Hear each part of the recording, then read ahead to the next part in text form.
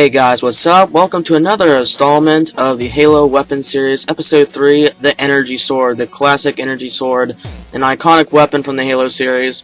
Today's drawing tutorial, all you need is a ruler, a pencil with an eraser, and of course a handy-dandy pencil sharpener. Let's get started on making this Energy Sword, gamers.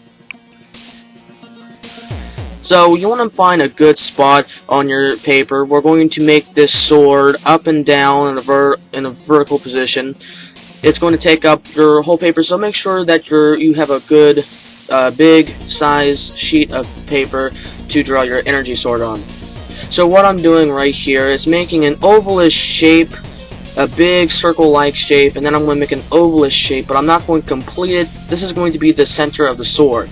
Now, if you're not familiar with the symmetry of Halo weapons, including the energy sword, you might want to look at pictures, gameplay pictures, and even the picture that I'm getting a good source of right now. I found a nice little helpful energy sword that was in a vertical position. Now this is where the ruler comes into play. You want to place your ruler in a vertical position, of course, and this is just draw a nice two straight lines, and this is going to be the blades. This is going to serve as the blades. Now right there I was going to use the ruler for the other side of the blades, but I decided not to. So I slowly and steadily made a nice line, not a straight line, because the thing with the outside lines of the blades is that they're straight at first, but then once you go down they make a curve right there. So you want to be eye-catching about that. You want to be notified. Observe the sword, look at the shape, and look at the straight lines, and also at the look at the lines that are straight, and if they're not straight anymore, make sure where that straight line ends, and then continue on with the round portion of that blade. So, at the bottom, I forgot to mention that there are little fangs. This is going to be the end part going towards the handle, which we will also make in a little bit. And I also applied the same treatment what I did with the left side of the blade. You also want to do that slow and steady. And it's really good without a ruler, to be honest with you. I mean, of course, for the inside lines, for the inside sides of it, you do need it for the interior of the blades. But for the outside portions, no, because like I said, it's kind of like a slope. It's straight going down, but then it just goes ahead and it just rounds off. It's like a little hill, like a slope, if you will. Now, the reason why I made this ovalish shape, this really big circle, is so we can get a good spot to put our handle. Now, the handle, it's like a dog-shaped bone, or just a bone, and here's going to be a little peg. Not really sure what this serves for, but you want to make this peg in the middle of the ovalish shape that we made there. I mean, it doesn't have to be perfectly right down in the center, but make sure that it's relatively in the middle. So that's a nice little sketch for you about with the gripping, or the handle, I should say, of the energy sword. Now, I will be making one. It'll probably not be the next episode, but in a Halo Weapon Series episode, it will be the Prophet's Bane, which is a new Halo's energy sword that's going to come in Halo 5 Guardians, and it's basically, I'm pretty sure it's better than the regular energy sword. I'm not really sure, but the regular energy sword is going to be in Halo 5 too, I think.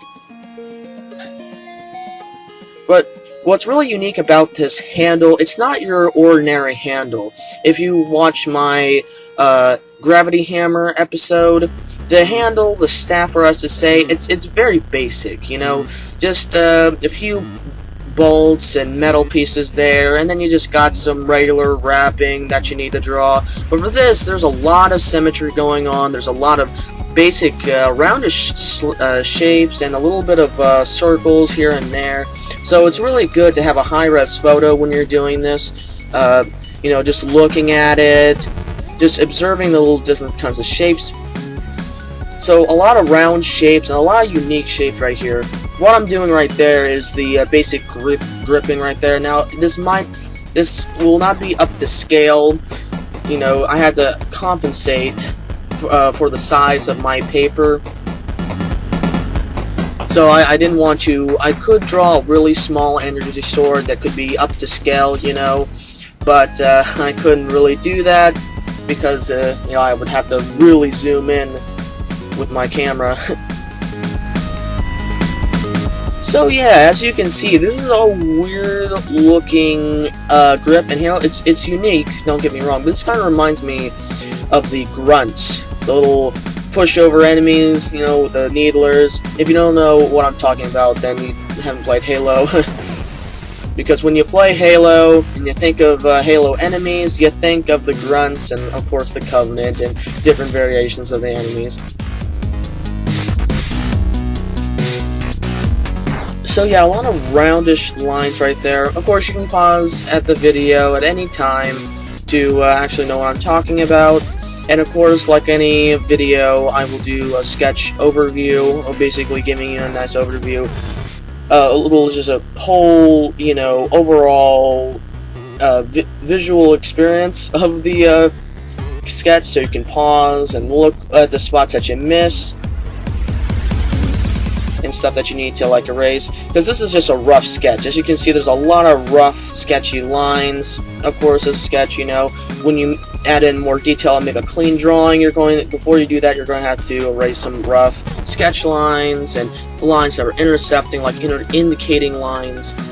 Basically, if you make a portrait or something, or a face of a video game character, you want to make little indicator lines when you're making a sketch to indicate where the mouth is, where the nose is, where the eyeballs you're going to place, and where the center of the indicator line in the center of the face.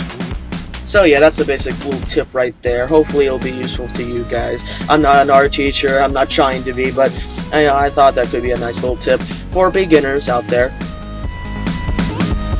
So you get to make a nice cool little video game weapon drawing, and also get to learn a little bit something new. So yeah, pay me. I'm kidding.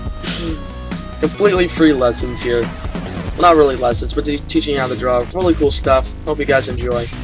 Now, this is where I actually start to color in the handle with gray and dark colors. So the handle mostly consists of blacks and grays, and the overall base color of the handle is just a light grayish. But for the gripping parts, it's black, really dark. Of course, going to the bottom, very dark shading, the shade tone that we're using there. Now, of course, if you want to color your energy sword in colored pencils, by all means. I cannot find my colored pencils. I'm hoping to get a new set. They're either lost within my other art supplies, or they're just broken and just, you know, overused. I can't really use them anymore, or they're lost forever, like I said. But, you know, I'll try to get a better set of colored pencils, you know, so I can do more colorful drawings, you know, for the simple drawings that I will make. But for the energy sword, for the blades, they have like an electrical field, like a field. They basically have like a little electricity just flowing through the blades, and this is really cool. It's like, it's energy, basically, hence the name Energy Sword. It's really cool. It's a very unique sword because, you know, just all these energy bolts, or electricity, if you will, or energy just flows within the blades, and it's just really cool. It's a nice little spectacle, you know. It's not just your ordinary sword. It's a really cool sword, and, you know, probably has some history to it. I don't know. But, yeah, when you think of the Energy Sword, of course, you think of the Covenant wielding around, and, of course, Master Chief taking down Covenant scum with it.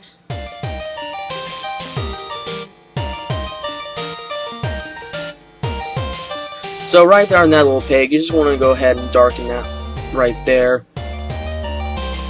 Now, bringing up the shading technique, or the rubbing technique, I should say, I basically I gently have my thumb. When I always draw anything, my thumbs and basically all my fingers, including the sides of my hands, will always have lead on them, so that's convenient for me to do my rubbing technique. So yeah, that's basically about it for the gripping. Now going on with the little details. Now what I'm doing right there, I'm using a special, not really a special, but advanced set of pencils, of art utensils, and basically, I'm not saying, oh, you absolutely need these for this drawing. No. Basically, since I had it, I used a lighter, these pencils come with a set going to lightest to darkest, and I just happened to have a lighter shade pencil, so I was like, okay, this is perfect for what I'm doing. And what I'm doing here is just making the basic blade outlinings. Now, of course, you'll see this on, a lot of variations of swords, even swords in real life. For example, a katana blade. You'll see the outlining, the graving of the blade, and this also applies to a fake sci-fi weapon like this. So, all you really need to do is just lightly, if you're going for a lead-based drawing, you want to go in lightly, but make it visible like I did there.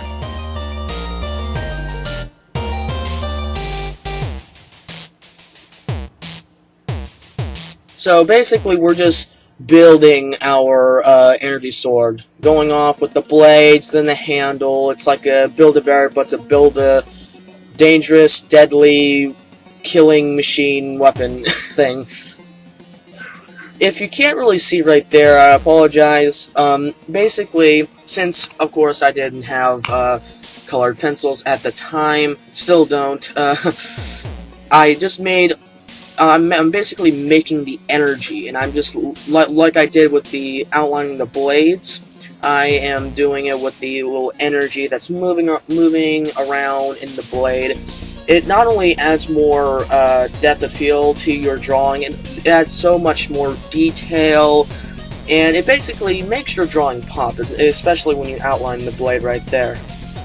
Now you will see in this drawing that I tested just now. I'm like shutting off my off my lamp, so you guys could see what I'm doing on the blades, because I love to use my really big lamp that has a lot of that shines a lot of light, but it can just not blind you as a viewer or blind me as a human, but it basically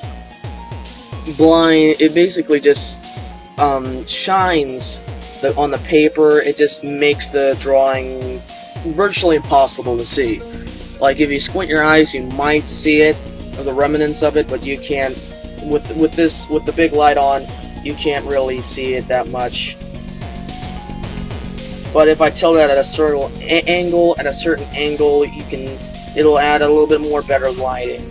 Not much lighting, but a good tone of lighting. But yeah, the reason why I was testing the lights is I wanted you guys to actually see, and even my lamp that I use like almost in all my drawing tutorials will just basically blind the little, will just basically not let you see the energy moving right there. And what I'm doing right now is making little spots of dark shading. Now, this is completely optional, but I saw this in the drawing, not in the drawing, but in the picture, a gameplay picture, I think, maybe of Halo 3. I'm not really sure if this is a Halo, I think this, actually, no, it was a Halo Reach. I think this is the Halo Reach version. Now, I'm not going to do every single variation or version of this energy sword, because they're pretty much the same. Now, pistols, there's different models and versions, and they look completely different. So say if there's like a pistol that has the same name, but their variations look completely different than but they look completely evolved than one another, then yes, I'll do them, because they're completely different. They're visually completely different versions. So there's really no point in making the same gun, but it has a different code number on it, or a different size magazine, or something like that.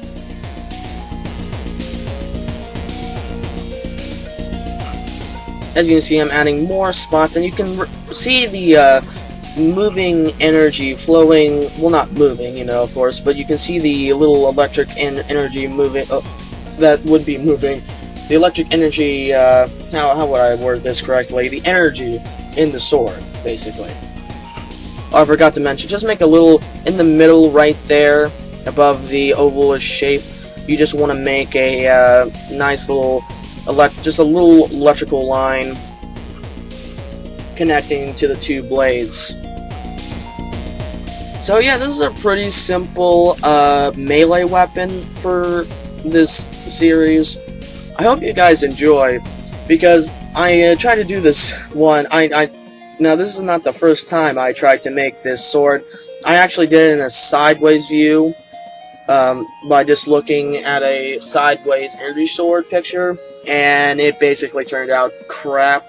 It was just tilted at an awkward angle. It didn't cover up as much space as I wanted to on the paper. So I finally found a nice little vertical picture of the energy sword, and I was like, yep, this is the one. This is the one I'm going to copy off from, and just basically draw for the drawing tutorial. So yeah, if you can find nice little pictures that serve your needs and serve your serve your preferences. I shouldn't say needs, but for your preferences. Like, you can probably draw the energy sword by looking at it from a side-to-side view, but me, I have to do it vertically. And of course, if this is a sword, and just like that gravity hammer, you can put it in position at any side, either vertical or side-to-side, and